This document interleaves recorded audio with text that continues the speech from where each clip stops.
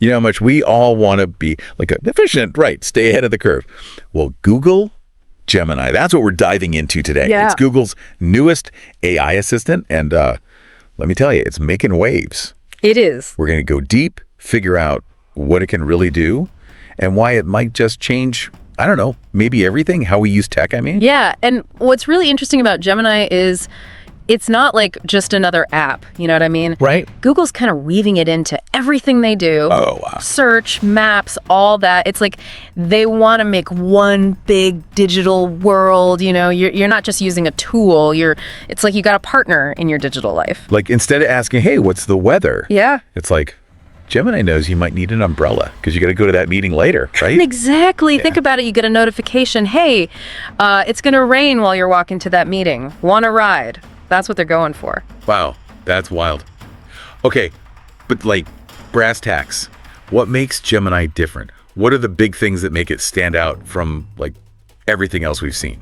So one of the coolest things is Gemini Live. Okay. You can have a real conversation, back and forth, natural. It's not like you're just barking orders, you know. Right. You can talk, ask questions to make sure you understand, and Gemini remembers what you talked about before. So it's not just like words, it gets the whole conversation. Yeah. That's got to be huge for making AI feel, I don't know, less like a robot. Totally. So let's say you tell Gemini, hey, I'm freezing. It doesn't just crank up the heat, it checks the weather, sees you're going out soon and says, maybe grab a jacket. Oh, wow. It's thinking ahead, connecting the dots. Older AI, they couldn't really do that. That's pretty impressive, I gotta say. But like, how does it actually work? What's the secret sauce? Well, it's all about these crazy advanced machine learning models, you know, trained on mountains of data, text, code, all that. So they can like analyze language, figure out how words connect, maybe even like sense how you're feeling. Yeah, that's the idea. Instead of just picking out keywords, it gets what you mean, what you're really trying to say. Okay. Think about reading a book. You're not just seeing words, you're getting the author's tone, the themes, all those little things. Right. That's the level Gemini is reaching for. That's kind of mind-blowing. But why is Google putting so much into this? Is it just to make our lives a little easier, or is there something bigger going on? I think they're thinking long game here. Google's bet in the future isn't about a bunch of separate apps. It's about like one smooth digital world. Oh. And Gemini is a big part of that. So instead of juggling apps and devices all day, we'll have this one AI that just like guesses and helps us, you know, navigate everything. That's the goal. It's about breaking down those walls between platforms and services, make it all feel like one thing, personalized, you know. Makes sense. I mean, we're bombarded with information all the time. Yeah. So having an AI that helps us sort through it all, make decisions, that could be a game changer. But speaking of choices, who can actually use Gemini? Is it like for everyone? They're really pushing for accessibility. Android, iOS, it doesn't matter. It's baked into a bunch of Google stuff. Plus, there's a Gemini app for iPhones. So no matter what phone you got, you can get in on this. Pretty smart move by Google, right? Totally. They want Gemini everywhere. Everywhere. Making it easy to use, that's a big part of that plan. This all sounds honestly amazing, but I gotta ask, are there things it can't do? Like, where does it fall short? You know, even with all this fancy stuff, gotta remember, Gemini's still a work in progress. This AI world, it's always changing. Right.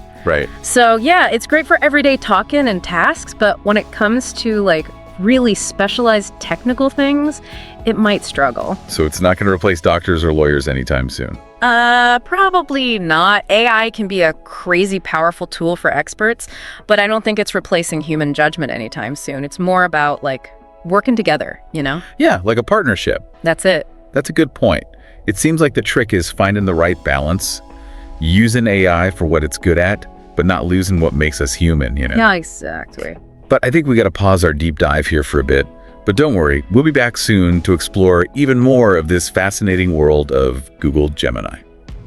Welcome back to our deep dive into Google Gemini. Before we took a break, we were talking about some of the things Gemini might not be so great at and how, you know, AI and us humans could work together. Yeah, that made me think about all the different ways this tech could be used in different fields, like healthcare. We talked about that a little. Could you maybe go deeper into how Gemini might be used in a hospital or something? Yeah, totally. Imagine a doctor, right? They're using Gemini to look at a patient's whole medical history, their lab tests, even like the latest research on whatever the patient's dealing with. It could help them figure out what's wrong, suggest treatments, even like warn them about risks the doctor might miss. So it's not about like replacing doctors altogether. It's more like giving them a super tool to help them make better decisions, so patients get better care, ultimately. That's the idea, boosting what doctors can do, not shoving them out the door, right? Think of it as like a brainy assistant, one that can chew through tons of information and give the doctor insights that would take forever for a human to find. That's pretty wild. Just in healthcare alone, it could change everything. What about other areas like education or business? How's Gemini being used there? In education, Gemini could like tailor make lessons for each student, figure out what they're good at, what they struggle with, and adjust the lessons to like fit them perfectly. It could even like give feedback in real time while they're learning. So every kid gets their own personal tutor. That could be huge, especially for kids who, don't do so well in a regular classroom. Yeah, exactly. And for businesses, think about all the stuff Gemini could streamline.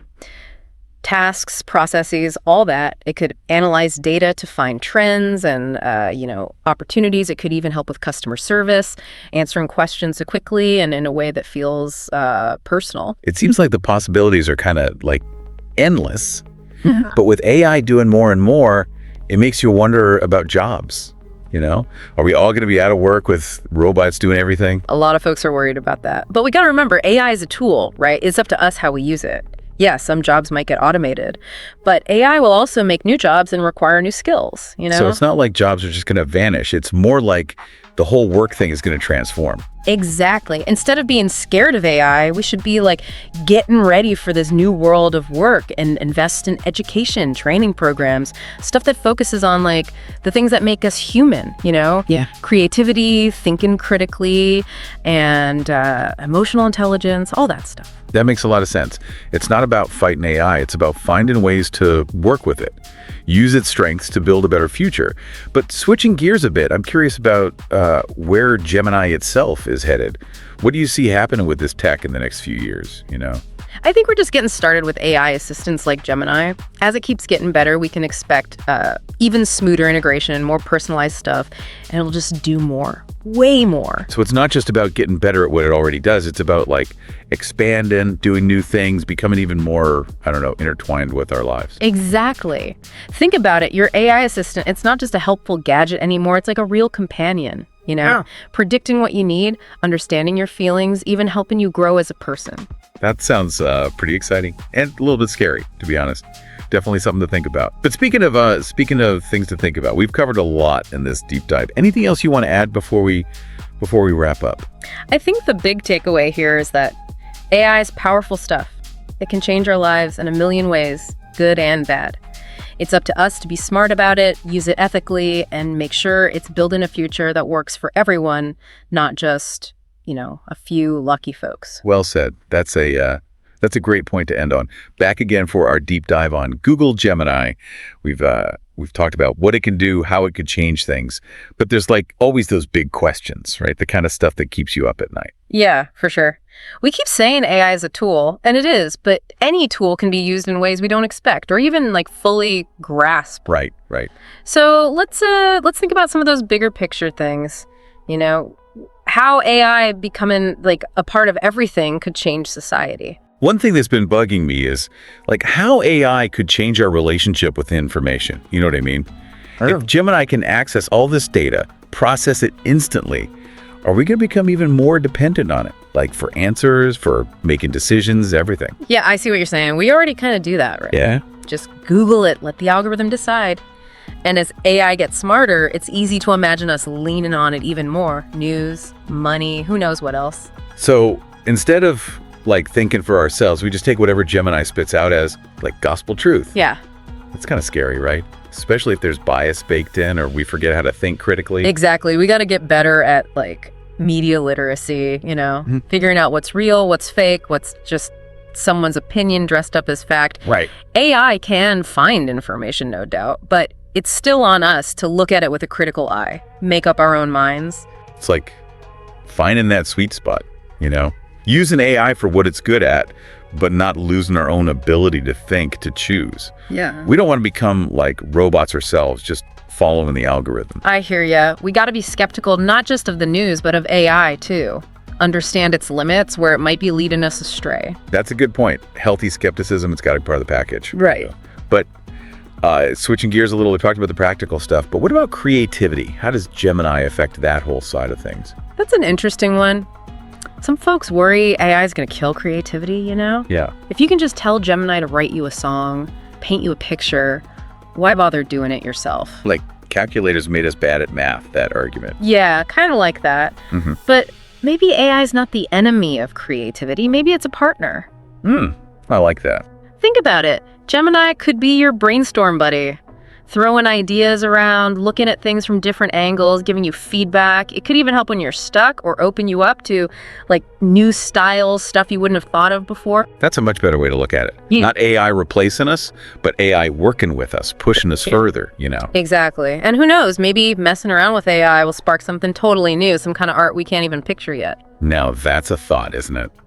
As we wrap up this deep dive into Google Gemini, I'm kind of blown away by how big this could be. It's not just about like doing things faster or easier. It's about changing how we interact with information, with technology, even with our own creative spark. It's a big reminder that we're living in a crazy time, technologically speaking. And just like with any powerful tool, it's on us to use it right, ethically, you know? Build a future where everyone benefits, not just a select few. Couldn't have said it better myself. Yeah.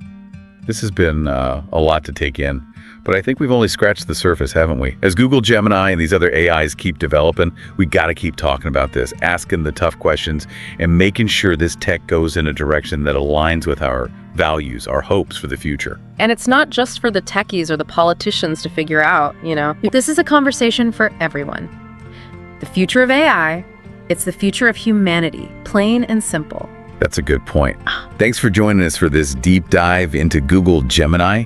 Hopefully it's got you thinking, got you curious. We're all navigating this crazy new world together. And I think these conversations, they're more important than ever. Thanks for listening.